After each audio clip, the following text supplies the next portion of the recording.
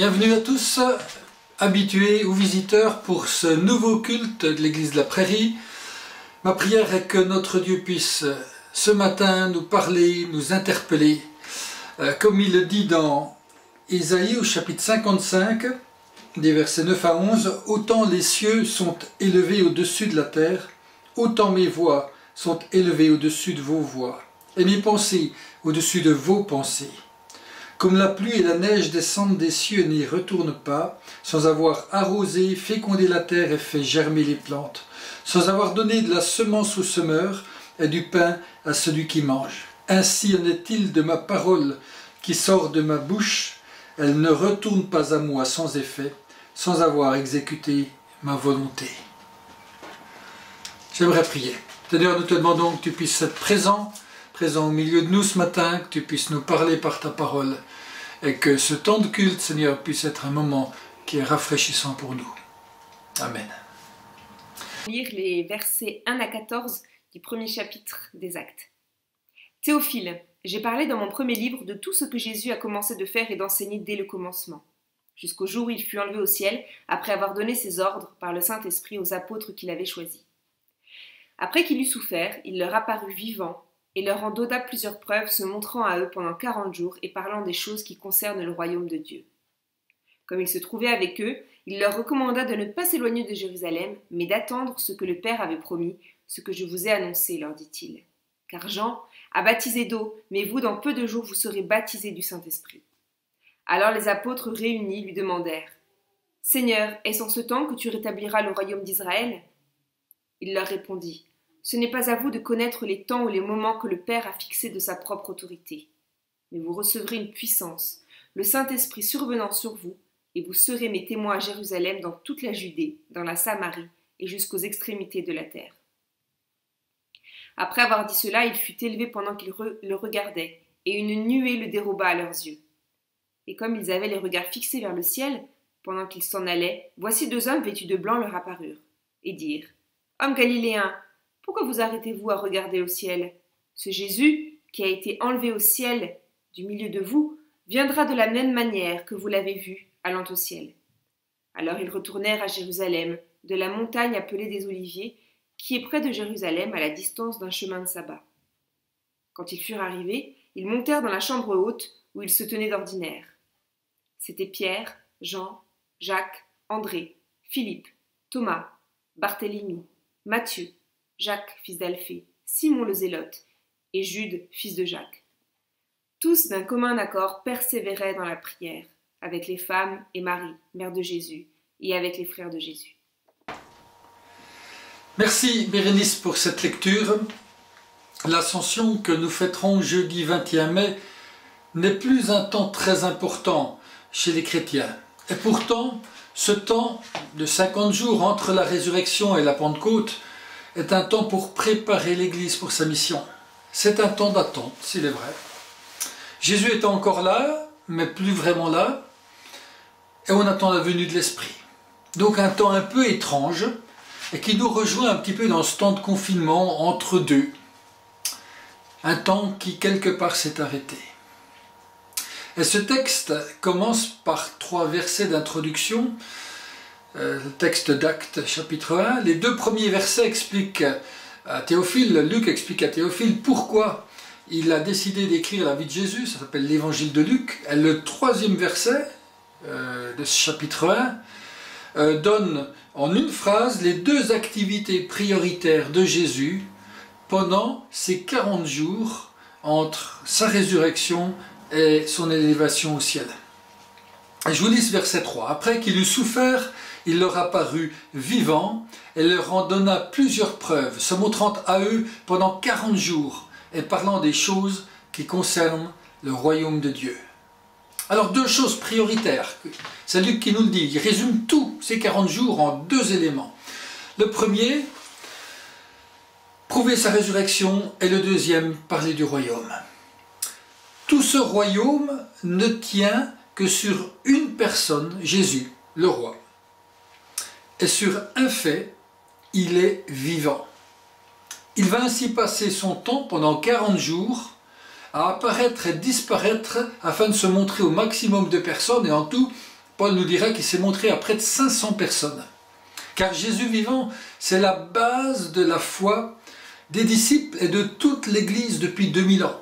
Tout tient dans ce Jésus vivant. Et la deuxième chose que veut enseigner Jésus dans ce temps particulier, il parle de son royaume. Alors on aurait pu penser que Jésus allait donner des consignes précises sur comment organiser l'Église. Comment faire pour remplacer Judas, comment faire pour nommer des diacres, comment les nommer, comment organiser pratiquement l'Église.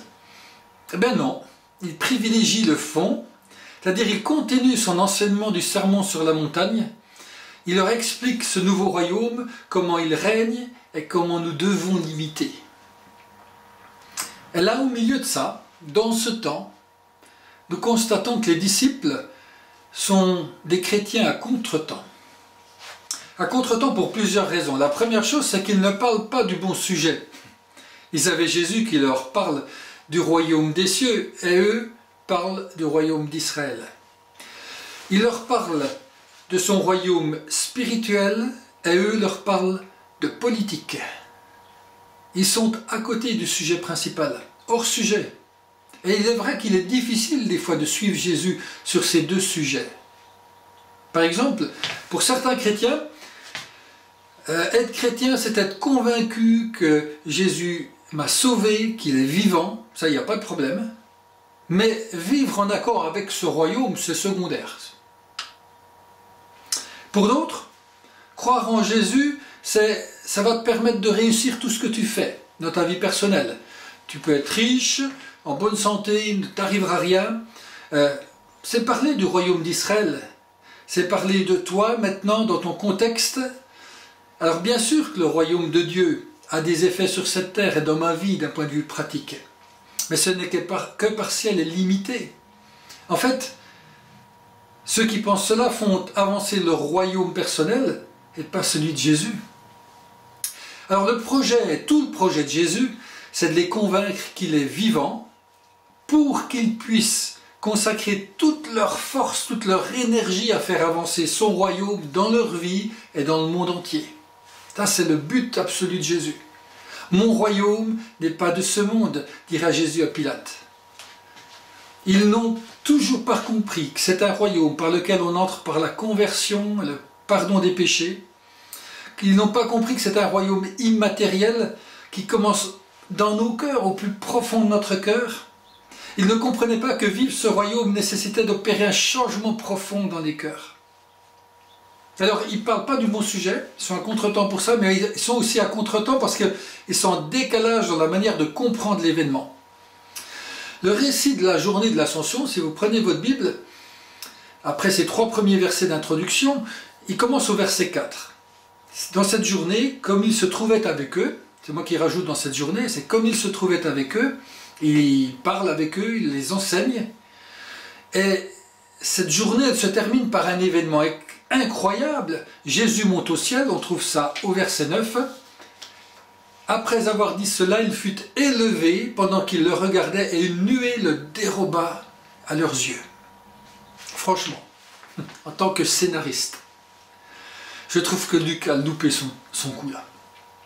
Un seul verset pour expliquer une chose aussi extraordinaire. Moi j'aurais mis quelques feux d'artifice, une musique avec des chœurs d'anges à 4 voix, une cérémonie bien faite qui se tient. Les disciples, je pense qu'ils sont un peu comme moi, ils sont obnubilés juste par le peu qu'ils ont vu. Ils aimeraient en voir un peu plus. Ils ont déjà probablement oublié ce que Jésus leur disait juste avant. Ils ont oublié l'essentiel. Alors moi je suis vraiment étonné de voir comment Luc, dans son récit, est plus préoccupé par ce que Jésus a dit et passe beaucoup plus de temps à le développer que par l'événement fondamental, qui me semble fondamental de l'Ascension, qui traite juste en une ligne. Moi, j'aurais insisté sur l'événement et je n'aurais pas traité le vrai sujet. Même sur la manière de traiter les événements, nous sommes souvent à contretemps. Nous préférons le spectaculaire et passons à côté de ce qui peut vraiment changer nos vies. Alors ils sont Non seulement en décalage sur le sujet, en décalage sur leur manière de comprendre l'événement, en décalage sur la question du temps. Alors nous retrouvons les disciples déjà nostalgiques, ils gardent les yeux fixés au ciel. Et comme leurs yeux sont fixés au ciel, ils sont interrompus par deux hommes vêtus de blanc, a priori des anges, qui leur disent, c'est ça qui est marrant, c'est des anges qui les tirent de leur rêverie et qui les font un peu atterrir. Et ils leur disent au verset 11, « Hommes galiléens, pourquoi vous arrêtez-vous à regarder au ciel ?» Nous sommes souvent en retard sur le temps, souvent en train de dire « avant c'était mieux ». J'ai vu des gens qui depuis des années ils me disent comme quoi tout est foutu, tout est pourri, que rien ne vaut le coup et qu'ils sont désabusés de tout. Ils ont été confinés, une semaine après j'ai vu les mêmes gens me dire « mais est-ce que c'était bien le monde d'avant ?» Quelle vie était belle à ce moment-là. Pour des chrétiens, on est un peu comme ça aussi, il faut reconnaître. On entend, avant on faisait des campagnes d'évangélisation, c'était quelque chose. Avant on connaissait notre Bible, avant on chantait des chants profonds, avant on avait des vraies prédications. On est souvent là, les yeux perdus dans le vague, en train de voir Jésus qui est monté au ciel et de voir un ciel vide. Alors qu'on ne voit pas que le Saint-Esprit était donné et nous permet de vivre réellement. Souvent, nous nous attardons à ce que nous avons perdu et nous ne voyons pas ce que nous avons gagné d'autre. Et nous passons notre temps à pleurer ce que nous avons perdu.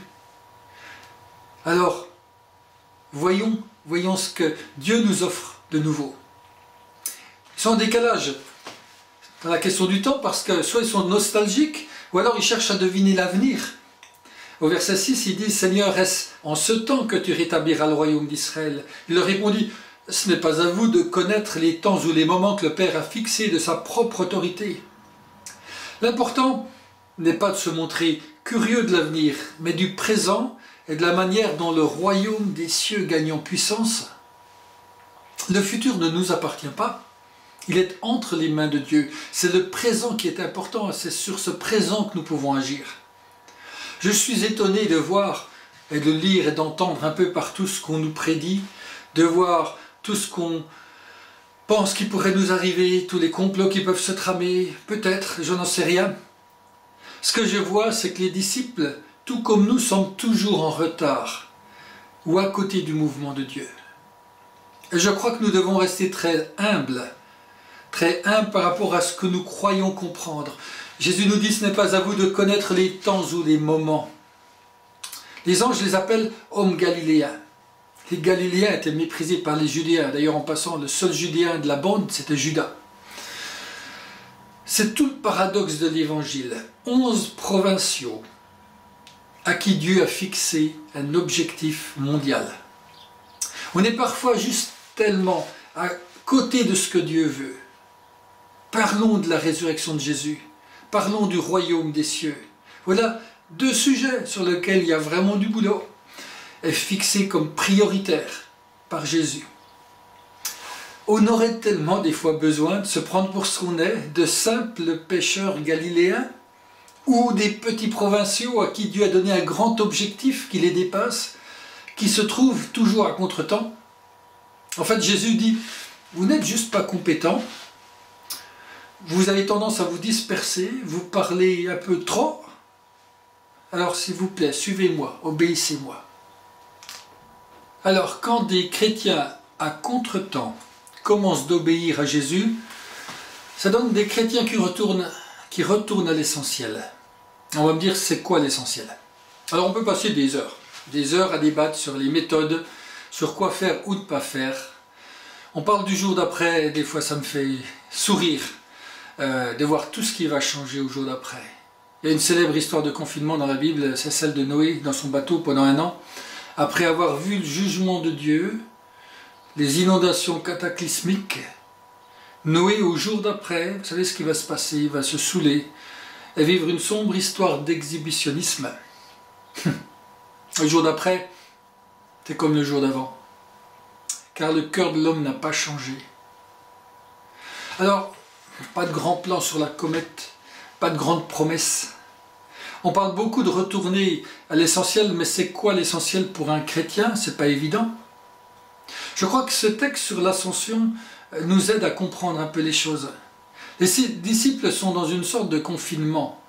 Entre eux, peur du monde extérieur, pas très rassurés de ce qui les attend au jour d'après. Ils vont être déconfinés justement après l'ascension.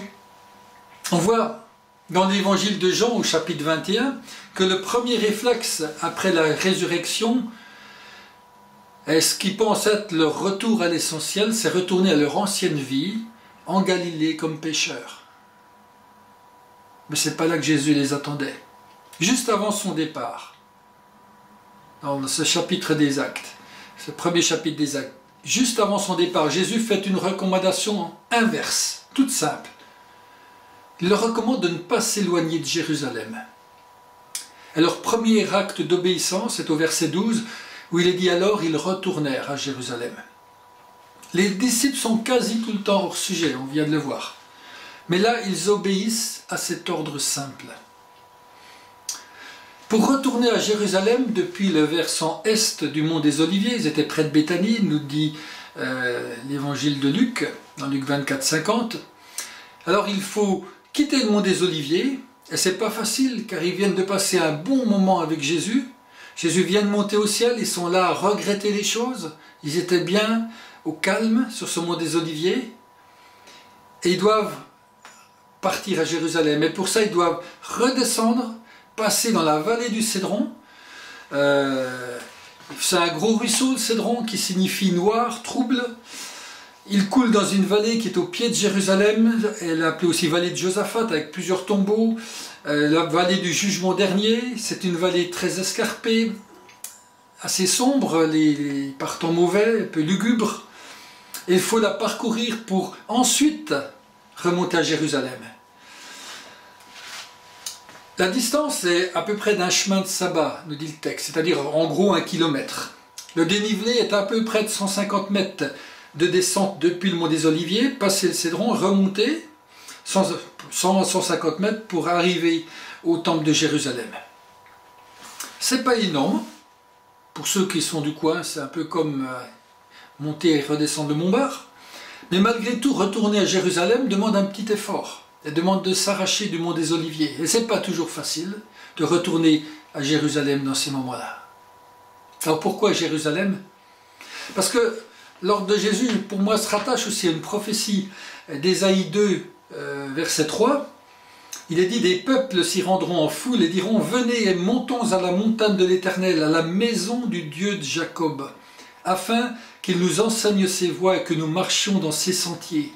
Car de Sion sortira la loi, et de Jérusalem la parole de l'Éternel. Prophétie valable pour ce départ de l'ascension de Jésus, mais aussi valable pour son retour sur le mont Sion, sur ce même mont. Retourner à Jérusalem, c'est retourner au milieu du temple, le lieu où Dieu réside, là où est la parole de l'Éternel. Pour nous, cela ne veut plus dire grand-chose. Pour eux, ils retournaient au seul endroit où l'on pouvait invoquer Dieu, seul endroit où par leur sacrifice, ils pouvaient rencontrer Dieu. Ils sont encore juifs. Luc, à la fin de son évangile, raconte également l'ascension, mais il va à l'essentiel. Il termine son évangile sur ce qui semble prioritaire pour l'Église. Je vous lis Luc 24, 50. Il les conduisit jusque vers Béthanie, ayant levé les mains, il les bénit. Pendant qu'il les bénissait, il se sépara d'eux et fut enlevé au ciel.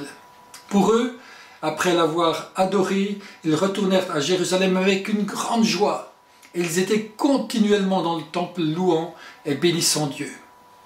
Retourner à Jérusalem, c'est retourner à Dieu. C'est retourner à la prière. Et en retournant à l'essentiel, cela donne des chrétiens au beau tempo. Parce que quelque chose a changé. Luc, dans sa rédaction des Actes, est plus précis sur ce retour à l'essentiel. Acte 1, verset 13. Quand ils furent arrivés, ils montèrent dans la chambre haute où ils se tenaient d'ordinaire. C'étaient Pierre, Jean, Jacques, André, fils Philippe, Thomas, Barthélemy, Matthieu, Jacques, fils d'Alphée, Simon le Zélote et Jude, fils de Jacques. Tous, d'un commun accord, persévérait dans la prière avec les femmes et Marie, mère de Jésus, et avec les frères de Jésus. Des chrétiens au beau tempo, ce sont des chrétiens qui prient. Ces pauvres Galiléens, méprisés de tout et démunis, font la seule chose qu'ils avaient à faire et qu'ils pouvaient faire, prier. Ils prient parce que maintenant c'est le seul moyen de rester en communication avec Jésus depuis qu'il est monté au ciel. Ils prient car ils se rappellent ses promesses, celle de Jean 14, versets 13 et 14. « Tout ce que vous demanderez en mon nom, je le ferai, afin que le Père soit glorifié dans le Fils. Si vous demandez quelque chose en mon nom, je le ferai. » Alors le texte de Luc dans les Actes dit « Ils le font tous d'un commun accord ». Le « tous » du verset 14 parle vraiment d'unanimité. Voilà tout un groupe disparate qui est cité dans le détail, qui a un projet qu'il porte dans la prière. Son projet même, c'est la prière. Alors on a les disciples qui cherchaient il n'y a pas si longtemps que ça à savoir qui était le plus grand, qui serait à la droite et à la gauche de Jésus. On a les frères de Jésus qui ne croyaient pas en lui dans un premier temps, qui ont fini par croire en lui et qui auraient pu prétendre que par les liens du sang, ils avaient une place spécifique. On a Marie qui aurait pu dire vous l'avez tous abandonné à la croix. On a les femmes à qui on aurait pu dire logiquement en fonction de la culture locale vous n'avez pas droit au chapitre. On a Jean qui aurait pu dire vous m'avez laissé seul à la croix. On a Pierre qui aurait pu être rejeté parce qu'il a trahi Jésus. Bref, normalement ils auraient pu et dû s'écharper. La discussion n'était plus de savoir qui est le plus grand ou qui a le plus de pouvoir, ni de savoir qui a bien ou mal agi. C'était pas le temps de régler les comptes. Parfois on pense qu'il faut être unis pour prier. Alors on ne priera jamais. C'est l'inverse. Priez ensemble et vous serez unis. Ils se sont mis d'accord pour persévérer dans la prière. Ils n'étaient pas forcément d'accord sur tout, mais ils ont commencé par cela. Et Matthieu 18, 19 dit « Si deux d'entre vous s'accordent, pas s'accordent sur tout, mais s'accordent pour demander une chose quelconque, on a besoin au moins de l'accord pour une chose, elle leur sera accordée. » Alors, les chrétiens qui prient, qui le font d'un commun accord, et deuxièmement, on voit que ce n'est pas qu'une prière personnelle, mais c'est une activité centrale de l'Église qui est en train de naître. La prière joue un rôle fondamental dans les actes. Ils priaient pour prendre de bonnes décisions, pour avoir le courage de témoigner. Ils priaient tout le temps. La prière est le thermomètre de l'Église. Elle mesure la température spirituelle. Mais elle est aussi le thermostat de l'Église. C'est-à-dire que la température spirituelle monte ou descend en fonction de la prière des membres de l'Église. Nous devons prier personnellement, mais aussi ensemble. On l'oublie trop souvent. Vous ne pouvez pas voir les choses changer en étant tout seul dans votre chambre. Pour que le royaume avance, il faut également prier ensemble. Acte 2, 42 nous dit « Ils persévéraient dans l'enseignement des apôtres, de la communion fraternelle, dans la fraction du pain et dans les prières. » Et la troisième chose sur la prière, c'est qu'ils priaient avec persévérance. Et Luc insiste beaucoup sur la persévérance dans la prière. Luc a la certitude que la prière obtient toujours une réponse. Ça c'est vraiment fort chez Luc, aussi bien dans son évangile que dans les actes. Il faut prier sans se résigner, il nous dit, jusqu'à ce qu'on voit la réponse de Dieu. Et Luc en parle particulièrement dans la parabole de la veuve qui insistait pour recevoir quelque chose. Et il explique pourquoi il a choisi cette parabole. C'est Luc 18, verset 1. Il est dit que Jésus leur adressa une parabole pour montrer qu'il faut toujours prier et ne point se relâcher. L'idée est de prier de manière intense, d'avoir des sujets prioritaires, sans abandonner. La prière joue un rôle déterminant dans l'accomplissement du dessein de Dieu, du plan de Dieu. Et pourquoi tant insister, on pourrait se dire? Est-ce que Dieu ne répond qu'à contre-cœur parce que nous l'avons forcé? En fait, nous ne sommes souvent pas prêts pour recevoir ces cadeaux, ces réponses. La prière, en fait, nous prépare. elle prépare notre cœur. Il permet que nos cœurs soient en harmonie avec sa volonté. John Bunyan, l'auteur du Voyage du pèlerin, a dit « La prière est un bouclier pour l'âme, un sacrifice pour Dieu et un fouet pour Satan. » L'évangéliste George Muller, qui est responsable d'orphelinat à Bristol en Angleterre, a commencé de prier en novembre 1884 pour la conversion de 5 personnes. Il dit « J'ai prié sans interruption, que je sois en forme ou malade, sur terre ou sur mer, et quelle que soit la pression de mes engagements. Après 18 mois, le premier des 5 se convertit. 5 ans plus tard, ce fut au tour du deuxième, et le troisième après 6 ans supplémentaires. Dans un message à la fin de sa vie, il ajouta qu'il avait prié 36 ans pour les 2 autres, mais qu'il n'était pas encore à Christ. Son biographe dit qu'un des 2 devint chrétien encore avant sa mort et le dernier quelques années après sa mort. Si nous pouvions avoir cette persévérance pour que Dieu change la face du monde. La plupart des bénédictions envoyées par Dieu dans le monde l'ont été au travers d'hommes et de femmes qui ont prié sans relâche.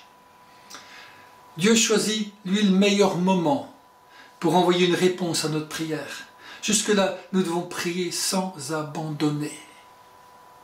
Alors vous allez me dire, oui, bon, c'est bien beau, c'est la théorie sur la prière. Alors, je voudrais juste vous encourager par un exemple pratique que la plupart d'entre vous avez vécu. J'étais voir ce qu'est une église qui priait à la prairie, ce que ça pouvait faire. J'ai été rechercher nos sujets de prière il y a à peu près 7 ans, les sujets de prière spécifiques de l'église sur les années 2012-2013. J'en ai trouvé 2 principaux. Le premier sujet, c'est une prière qui a été publiée dans Christ seul en décembre 2012 pour que Dieu nous conduise dans notre projet de construction. Je vous la lis. Nous te prions depuis plusieurs mois pour l'avenir de notre assemblée. Nous constatons que notre chapelle est souvent trop petite et que nous sommes limités par la place. Nous avons alors décidé de réfléchir à un bâtiment plus grand. Nous t'avons soumis, Seigneur, 3 hypothèses, mais nous sommes prêts à réfléchir à autre chose. Premièrement, une extension d'anciens bâtiments. Deuxièmement, la construction d'un nouveau bâtiment sur les terrains en friche qui nous entourent. Nous savons qu'ils sont réservés par la ville pour d'autres projets. Mais comme Gédéon a posé sa toison, nous avons malgré tout posé la question à nos autorités et croyons que c'est toi qui donneras la vraie réponse. Et troisièmement, la vente de l'actuelle propriété pour acheter ou construire un nouveau local ailleurs. Et le deuxième sujet de prière, au même moment, était une prière pour Champvallon. Comment reprendre un travail à Champvallon pour être témoin dans ce quartier où il n'y avait plus personne et qui trouvait pour cela. Et c'était vraiment un sujet de prière spécifique. Et les réponses, je vous les donner rapidement. Olivier Pfinstag est arrivé à Champvallon fin mars 2013 pour ce travail là-bas. Il nous a alors proposé d'intensifier notre prière en organisant, en plus des réunions de prière du jeudi soir, des réunions de prière à Champvallon tous les matins de 7h à 8h.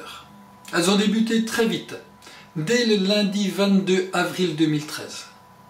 Avant même de commencer le mois de projet, elles ont vite débordé le cadre du travail de Champvallon pour s'étendre à toute la vie de l'Église, et en particulier au projet de construction. Le conseil de l'Église du 10 septembre 2013, à peu près 6 mois après, a donné son accord pour prendre contact avec un architecte et évoquer des hypothèses quant à la possibilité d'agrandissement de nos locaux. Ça, c'était 10 septembre 2013. Et tout cela nous a conduit à arriver à l'inauguration de nos locaux en mai 2019, soit 5 ans et demi à peu près après. Puis à Champvallon, avec l'arrivée d'Olivier, il a débuté Quartier Libre. Puis on a eu un peu plus tars les Devoirs, l'arrivée de court terme pour aider comme les services civiques. Et non entendu, des longs termes avec la famille Roguste. Alors là, je ne vous cite que des choses bien visibles, mais le royaume de Dieu, c'est encore bien plus que cela. C'est ce qu'il a fait dans les cœurs, dans les vies des personnes depuis 7 ans. comment Dieu a touché les cœurs de manière incroyable. Mais là, c'est des choses plus personnelles, et je ne vais pas les citer. Bref, en fouillant mes archives, et en reliant les dates, j'ai été bluffé de voir comment le Seigneur avait répondu. Et vous savez quelle était ma conclusion après exactement 7 ans de prière et toutes ces réponses? C'était juste le jour du confinement. Ce jour-là, on avait fait notre dernière réunion de prière, le mardi matin 17 mars 2020, 4 heures avant le début du confinement qui démarrait à midi. Et au vu de quelques-uns qui restaient à la réunion à Champvallon, de la poignée qui restait, j'avais dit à Raymond, c'est le bon moment pour arrêter. Cela ne répond plus à rien. En reprenant toute cette chronologie ces dernières semaines, j'ai juste honte d'avoir été si oublieux et si peu persévérant. Il m'a fallu un mois de confinement et d'écoute de Dieu sur le thème « Qu'est-ce que tu veux nous dire ?» Comment tu veux nous voir faire suite à cette épreuve mondiale? Et j'attendais de voir quoi faire, comment le faire. Et la seule chose, la seule que j'ai reçue et qui s'est ancrée en moi, c'était « Retourne à Jérusalem ». Au bout d'un mois, c'est la seule conviction que j'ai eue et je dirais que nous avons eu ensemble, ensuite avec le groupe d'anciens. Retournons à Jérusalem à la fin du confinement. Et le texte précise, verset 13, quand ils furent arrivés, ils montèrent dans la chambre haute où ils se tenaient d'ordinaire. Alors nous le faisons déjà le jeudi soir, mais nous vous proposons pratiquement un autre rendez-vous. Nous allons y retourner ensemble, d'un commun accord, si vous le voulez bien, dès demain matin. Nous croyons que le royaume de Dieu a besoin que l'Église retourne à Jérusalem et monte dans sa chambre haute pour prier ensemble. La chambre haute, elle se fera par Internet, depuis notre chambre, en connexion entre nous, tous d'un commun accord, les disciples, les femmes, la mère, les frères de Jésus, tous ces gens qui se sentaient incapables de faire quelque chose, mais qui avaient décidé que la prière était le fondement de toute leur action. Alors nous vous proposons à partir de demain un rendez-vous quotidien de 30 minutes, de 7h15 à 7h45 par Internet. Alors si vous n'avez pas Internet, vous pouvez vous connecter par téléphone. Vous connaissez à peu près le principe maintenant. Si vous n'êtes pas habillé ni coiffé, vous ne mettez pas votre caméra. Vous pouvez venir 5 ou 10 minutes si vous n'avez pas plus de temps. Vous pouvez venir une fois de temps en temps, quand vous pouvez. C'est pas grave ça. Mais ensemble, retournons à Jérusalem. Ensemble, retournons et prenons le temps de prier. Tous les jours, du lundi au vendredi, sauf les jours fériés, sauf les week-ends, mais avec persévérance. Vous avez reçu le lien au travers des mails, des annonces, vous le recevrez de manière hebdomadaire, et nous prierons ensemble. Nous prierons ensemble pour le royaume de Dieu. Alors si quelqu'un vient nous dire que c'est trop tôt pour lui, qu'il a à cœur de prier, alors proposez-nous un autre moment, on aura 2 temps de prière dans la journée. Il n'y a pas de souci, ne nous limitons pas. En conclusion, soyons des chrétiens qui attendent en priant. Je vous lis ce verset 7 et 8 d'Acte 1. Il leur recommanda de ne pas s'éloigner de Jérusalem, mais d'attendre ce que le Père avait promis. Vous recevrez une puissance, le Saint-Esprit survenant sur vous, et vous serez mes témoins. 2 remarques sur l'attente pour terminer. La première, respectons le tempo de Dieu. Pentecôte arrive après la prière constante de ce petit groupe. Les renouveaux sont toujours arrivés dans l'histoire de l'Église après des temps de prière spécifiques. La venue de l'Esprit ne dépend pas de leur prière. C'est une promesse qui se réalisera. Ce ne sont pas nos prières qui font venir le temps de réveil, cela dépend de la souveraineté de Dieu. Mais c'est Dieu qui envoie le réveil quand il le veut, c'est en lien avec sa souveraineté. Quand Dieu veut commencer quelque chose de spécifique dans le monde, il commence par encourager ses enfants à prier. Acte 4, 31 nous dit, quand ils eurent prié, le lieu où ils étaient assemblés trembla. Ils furent tous remplis du Saint-Esprit, ils annonçaient la parole de Dieu avec assurance. En priant, nous devons être dans l'attente de l'action de Dieu. Et la deuxième remarque, attendre en étant témoin. Attention, ce n'est pas une attente passive. Souvent on pense que l'on va prier et Jésus va agir pendant que nous restons dans notre fauteuil. Depuis Pentecôte, il y a une connexion permanente entre prière, Saint-Esprit et témoignage. La vie de prière de l'Église démarre à l'Ascension, puis accompagne toute l'histoire de l'Église. Quand la prière s'arrête, l'Église disparaît. À la Pentecôte, le Saint-Esprit est déversé et les disciples deviennent des témoins. Et c'est la triade indispensable de la vie chrétienne. Prière, esprit, témoignage. En priant, nous allons recevoir une puissance de Saint-Esprit. Et nous serons témoins. Et nous serons renouvelés par cette puissance du Saint-Esprit de manière permanente en priant. C'est Jésus lui-même qui nous le promet. Si nous prions, le Saint-Esprit fera une œuvre en nous. Et nous serons alors des témoins puissants pour Christ. Nous devons tous les jours refaire ce voyage à Jérusalem. Retourner à la prière, c'est comme cela que le Saint-Esprit travaillera nos cœurs, changera nos vies et nous permettra d'être témoins. Je voudrais vous proposer de chanter cette prière, tout de suite là. Quel ami, fidèle et tendre nous avons en Jésus-Christ, toujours prêt à nous entendre, à répondre à notre cri, toujours prêt à nous comprendre quand nous sommes en souci. Disons-lui toutes nos craintes, ouvrons-lui tout notre cœur. Toujours prêt à nous défendre quand nous presse l'ennemi. Il nous suit dans la mêlée, toujours prêt à nous apprendre à vaincre en comptant sur lui, s'il nous voit vrais et sincères, à chercher la sainteté.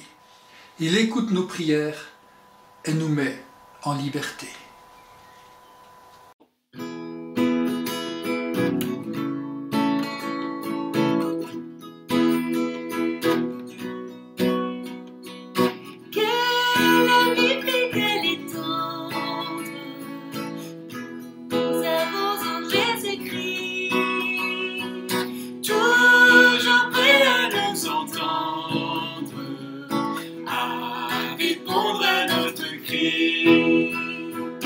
Il connaît nos défaillances, nos chutes de chaque jour. Sévère en ses exigences, il est riche en son amour. Quel ami fidèle et tendre nous avons en Jésus-Christ. Toujours prêt à nous comprendre quand nous sommes en souci. Disons-lui toutes nos craintes, ouvrons-lui tout notre cœur. Bientôt ces paroles saintes nous rendront le vrai bonheur. Quel ami fidèle et tendre nous avons en Jésus-Christ, toujours prêt à nous défendre quand nous presse l'ennemi. Il nous suit dans la mêlée, nous entoure de ses bras, et c'est lui qui tient l'épée, qui décide les combats. Quel ami fidèle et tendre nous avons en Jésus-Christ, toujours prêt à nous apprendre à vaincre en comptant sur lui. S'il nous voit vrais et sincères à chercher la sainteté, il écoute nos prières et nous met en liberté. Quel ami fidèle et tendre nous avons en Jésus-Christ. Bientôt il viendra nous prendre pour être au ciel avec lui.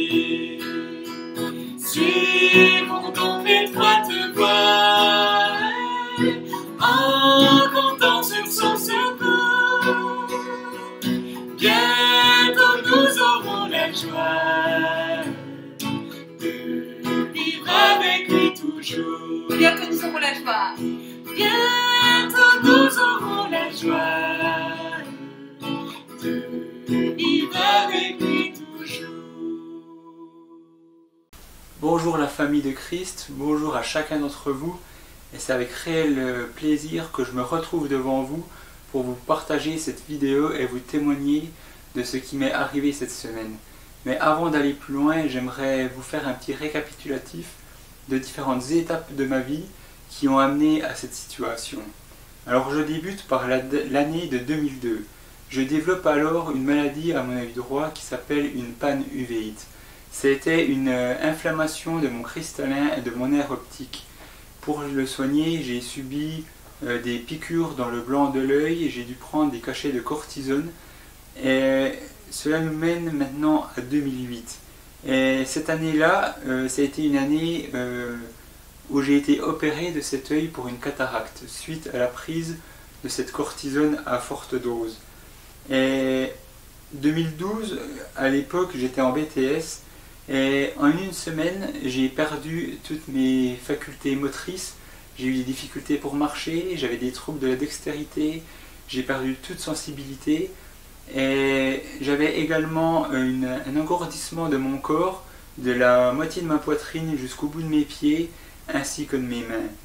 Et on a fait plusieurs tests et on n'a rien trouvé, il n'y a eu rien de significatif de trouver dans les différents tests médicaux passés. On arrive maintenant à l'année de 2013 et pendant cette année les symptômes avaient disparu, étaient devenus moins marquants, moins prégnants sur mon corps. Mais le lendemain de mon anniversaire, tout est revenu super rapidement, en une heure, j'avais tout reperdu. Et c'était beaucoup plus violent, beaucoup plus fort, beaucoup plus intense dans mon corps. Et à ce moment-là, j'ai décidé avec mes parents et le médecin traitant à l'époque de m'orienter au CHU de Besançon pour passer tout un examen complémentaire, une gamme de tests médicaux supplémentaires pour enfin essayer de trouver quelque chose. Donc j'ai fait des scanners, des IRM, des ponctions lombaires, des prises de sang à foison et le diagnostic est tombé. Je souffrais d'une sclérose en plaques.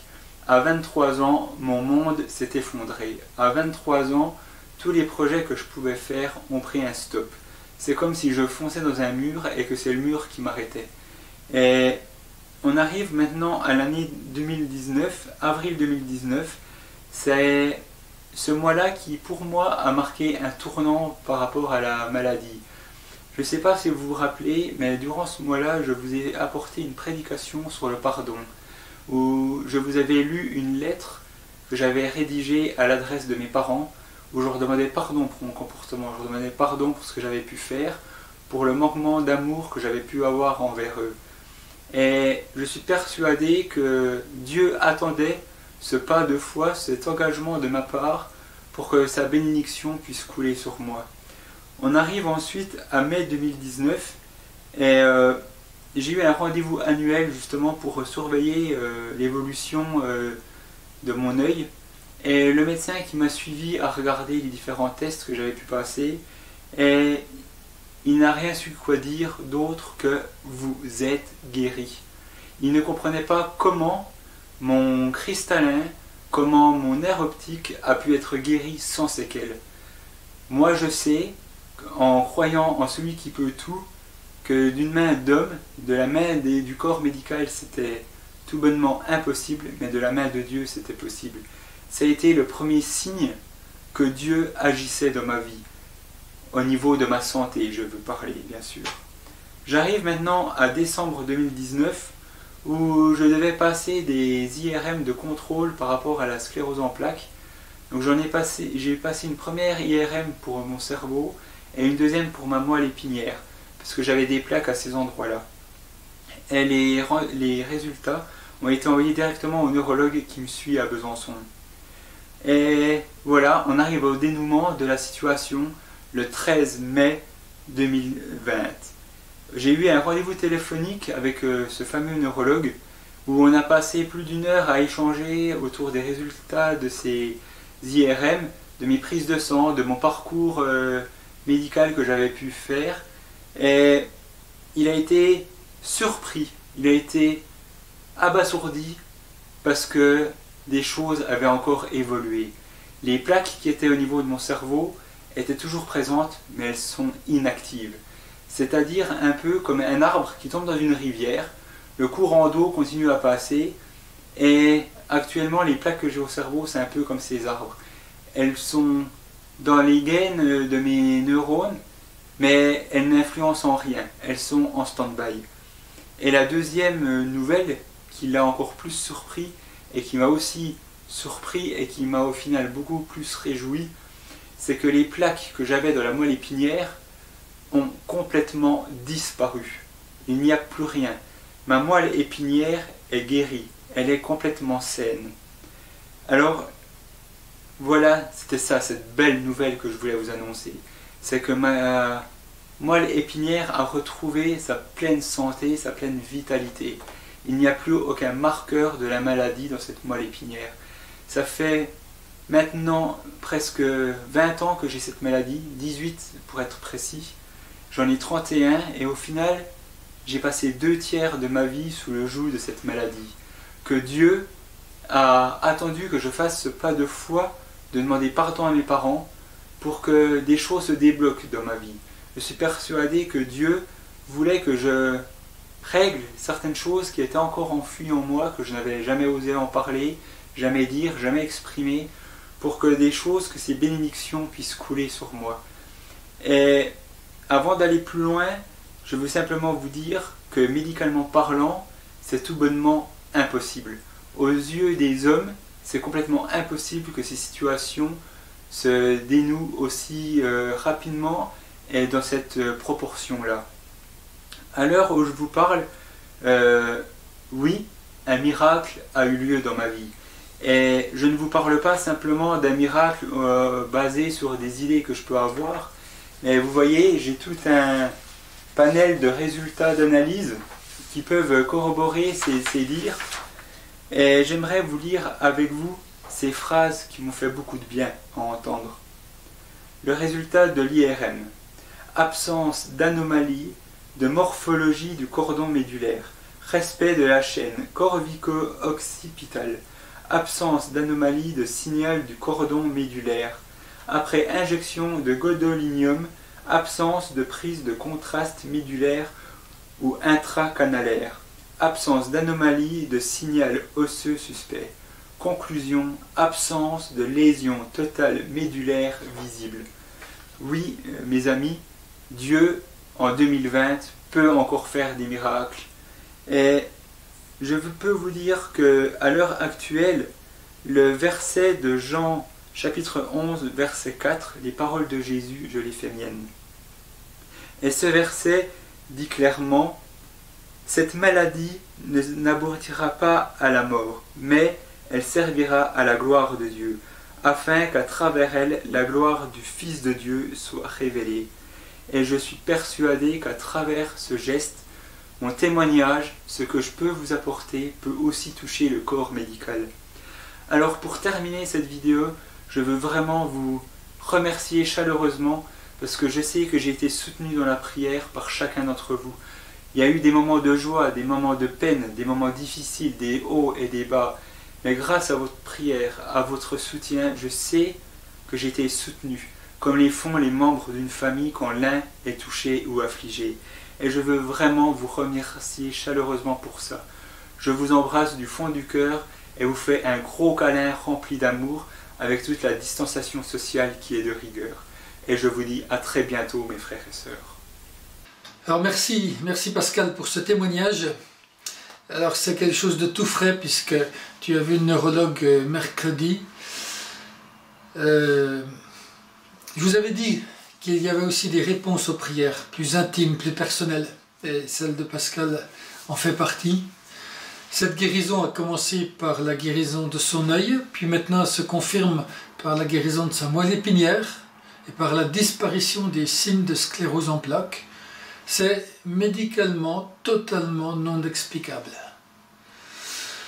De quoi sera fait l'avenir de Pascal, nous n'en savons rien. Mais nous pouvons juste, au jour d'aujourd'hui, maintenant, être saisis par la puissance de Dieu. En affirmant cela, nous nous souvenons également de tous ceux dont la réponse tant a tardé, ou qui n'ont pas obtenu la réponse souhaitée. Mireille en a parlé dans son message il y a 3 semaines, en l'intitulant « Quand Dieu répond autrement ». Alors, ne cherchons pas de réponse à ces pourquoi. Ne ternissons pas la gloire de Dieu par des commentaires hasardeux. Restons tout simplement humbles. Je dirais juste que nous avons un Dieu incroyable, tout-puissant, et que nous lui sommes profondément, mais alors profondément reconnaissants. Et ce matin, l'Église se réjouit avec Pascal, mais n'oublie pas tous les autres. Elle veut continuer d'intercéder pour chacun. Alors, de notre côté, nous n'avons qu'une chose à faire, je dirais, c'est retourner à Jérusalem pour louer et continuer de prier. Et je voudrais justement prier. Seigneur, merci. Merci pour cette guérison de Pascal. Nous ne méritons rien. Tout ce que tu donnes en plus de tout le reste de cette vie éternelle que tu nous as donnée. C'est juste cadeau, Seigneur. Nous te sommes juste reconnaissants pour ta grâce. Nous sommes tellement bien avec toi sur le mont des Oliviers, dans ta présence encore ce matin. Et nous n'avons guère envie d'en sortir, Seigneur. Mais nous savons que dès demain, nous devons quitter ce mont des Oliviers. Nous devons passer le Cédron et remonter à Jérusalem pour prier, être remplis du Saint-Esprit et pouvoir être les vrais témoins que tu attends. Je te prie que tu nous aides à faire ce retour, que nous permette d'être ces chrétiens zélés dans la prière, remplis de l'Esprit et témoins de toi au quotidien. Merci. Merci parce que toi seul peux nous aider à vivre cela. Nous prions au nom de Jésus. Amen. Et pour terminer, je vous laisse ce texte de Jean 15, verset 16. Ce n'est pas vous qui m'avez choisi, mais moi je vous ai choisi. Et je vous ai établi afin que vous alliez et que vous portiez du fruit, et que votre fruit demeure, afin que ce que vous demanderez au Père en mon nom, il vous le donne. Que cette prière vous accompagne, que ce texte vous conduise au cours de cette semaine, et n'hésitez pas à demander à votre Père, n'hésitez pas à être persévérant. Et bon dimanche, bonne semaine à chacun, que le Seigneur vous bénisse.